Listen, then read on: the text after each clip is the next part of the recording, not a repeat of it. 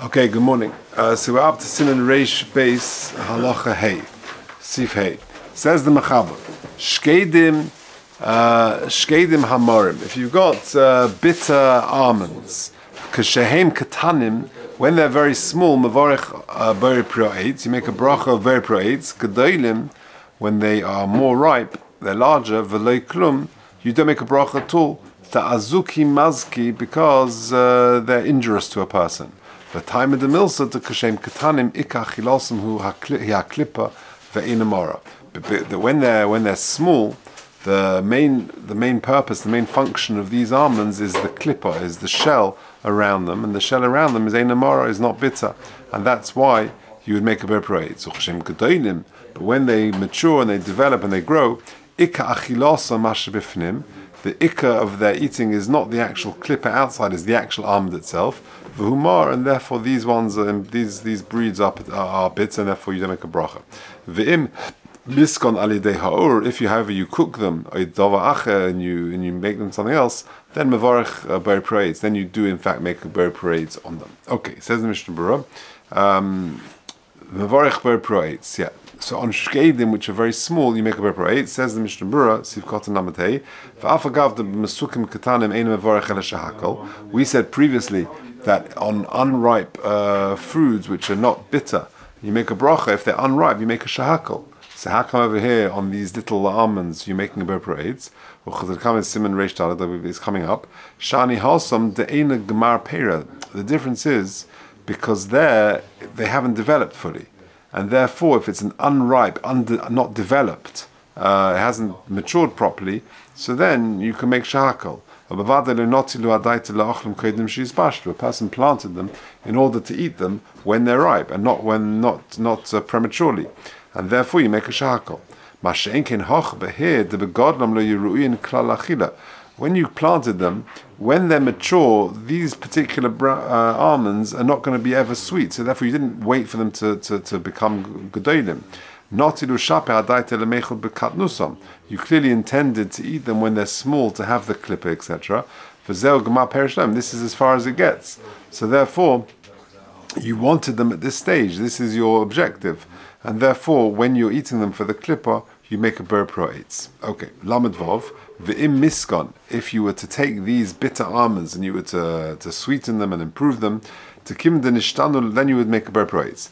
Why? It says in Mishnah Berurah lamed vav, to kim de nishtanu l'mal yusa, since they've improved positively, kol yidei hamituk ba'ar, al yidei hamituk ba'ar, through sweetening them or cooking them in some formal shape, havele kasha perish ein ruin le'echol chayin. They're like any other fruit which cannot be eaten raw. When it's bashlu and they've been cooked, the mavarech shem v'shalom ber pro'etz, it's like anything else. If they couldn't be eaten raw, but you can now cook them, now you can make a ber pro'etz on them.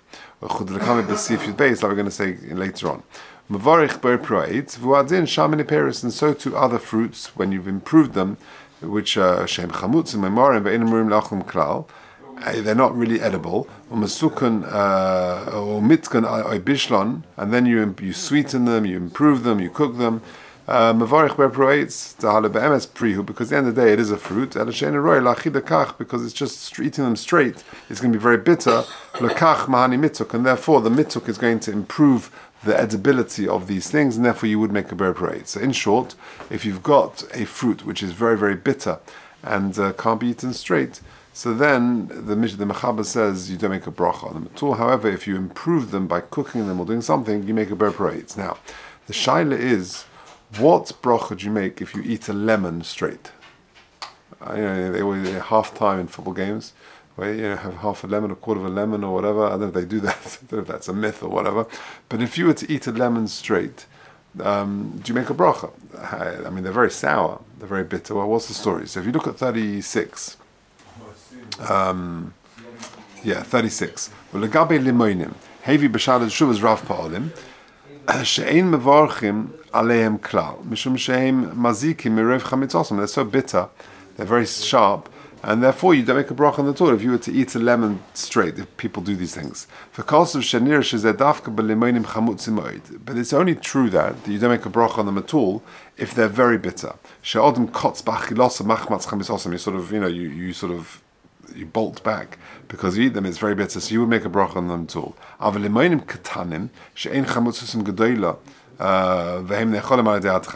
if you've got these smaller lemons which are not as bitter and people do eat them if there's nothing else, then mevarech aleim shahakol. Then if they're underdeveloped and there's, then you make a shahakol. V'chein kosu hakaf Chaim, etc., etc. V'hisiv harav pa'alim shafilu b'limen chamutz harbe nira she'ein lo'achle b'le bracha klal. He would say even the very bitter ones. He quotes the Rav Pa'alim, who says you wouldn't eat them without a bracha at all. Mipnei she'yitochen she'ein kol kach chamutz ad she'ein levarech aleim. It's unlikely they're so bitter that you can't make a bracha on them at all. Elif terenu bracha shel pri acher. The better to avoid doubt and make a bracha on another fruit, and that way you've been yot the bracha on this sharp lemon. Now, the next paragraph, v'limonim masukim. But if you've got lemons which are not that sharp, but they're sweeter, kosav hakaf Chaim, then that's straightforward. You make a ber praetz. If they're a bit sweet, then they're regular fruit. Lemons nowadays, matukim, they are sweeter. They're not as sharp as days gone by. However, he finishes off and he says, is Shabirchas lemon bizmanenu hu shahakol. He says that actually the lemons nowadays you make a shahakol if you were to eat it straight. Af shekavnosu b'kos shenosu b'kos tei memutug im k'shibirch alatei le'itorin le'echol es halimon. If a person puts a slice of lemon in a lemon tea, I don't see people do this, but they would drink the lemon and then they would drink the lemon tea and then they want to eat the lemon. So Rosh Shlomo Zalman says that they don't need to make a ber praise on it, and it would actually the shahakol. Even if, let's say, you didn't have it in mind when you drank the tea and you want to drink it afterwards, you want to eat the lemon afterwards, he said that this would be a shahakol. So it seems to be as a machlekes exactly nowadays whether you make a bracha on lemons.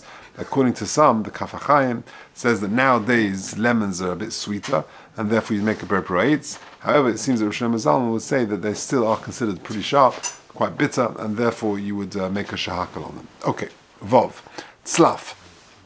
It says in the Chaber. Now the tzlaf is some sort of bush. We translate it normally as a caper bush.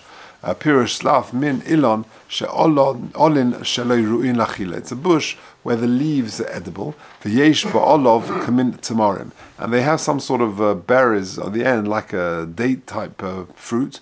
Evyonos who are pre-meat tzlaf, they're called evyonos, these type of berries.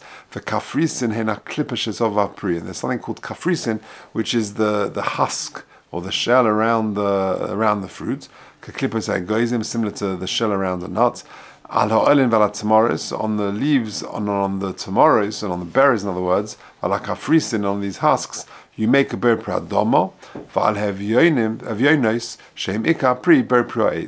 So on this slough, on this caper bush, on the leaves and the husks and things like that, you make a ber pradomo. But on the actual fruit, on the berries, you would make a ber pri'ates. Says in Mishnah Berurah, you would make a ber pri'adoma, v'ala kafrisin, but on the kafrisin, which is the husks or whatever, you make a ber pri'adoma, mishum de'ena ikka pri, because they are not the ikka pri. If you look at 37. Oh, let's just finish the sif and then we'll do the Mishnah. We'll do the notes. If you by mistake made a ber praetz, you yotza. Well, in klipas pomerantzen, he puts over here tapuzim, which are like oranges or something like that. Shatoignin bidvash, where you fry them in honey. Yesh des ben ha'achronim. Now, what do you do then? Because if you fry them in honey, do they still retain the ber praetz, or do they become a different bracha?